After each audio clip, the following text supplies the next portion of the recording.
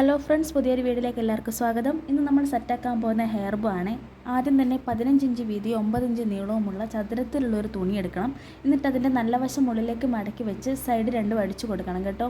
എന്നിട്ട് നല്ല ഭാഗം പുറത്തേക്ക് വലിച്ചെടുക്കണം. അപ്പോൾ ഇങ്ങനെ നല്ല അടിപൊളിയായിട്ട് കിട്ടുവേ.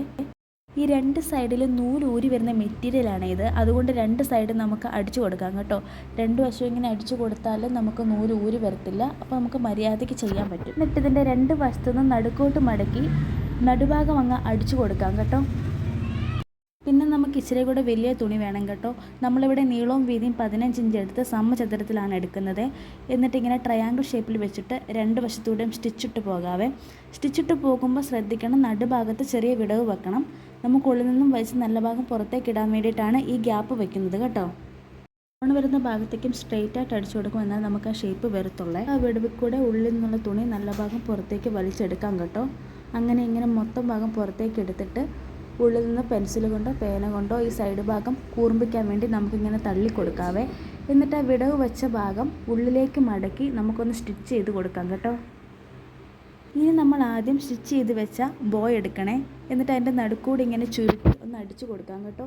എന്നിട്ട് കൈ കൊണ്ട് സൂചി വെച്ച് തുന്നിയെടുത്ത് നൂലും കൊണ്ട് ചുറ്റി കൊടുക്കാവേ. അത് കഴിഞ്ഞ് ഇതും അതുപോലെ നടുക്ക് പിടിച്ച് ചുരുട്ടിയെടുക്കാവേ. അത് നമുക്ക് തുന്നി കൊടുക്കാം കേട്ടോ.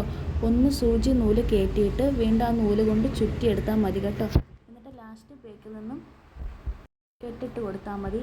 ഇനി ഇത് രണ്ടും കൂടെ അറ്റാച്ച് ചെയ്ത് വെക്കാം കേട്ടോ. പിന്നെ ഒരു പീസ് എടുക്കണേ. അതിങ്ങനെ അളവൊന്നുമില്ല, ചെറിയൊരു പീസ്. അത് ഇതുപോലെ എടുത്ത് അടിച്ചു കൊടുക്കാം. എന്നിട്ട് ഉൾഭാഗം പുറത്തേക്ക് വലിച്ചെടുക്കാമേ.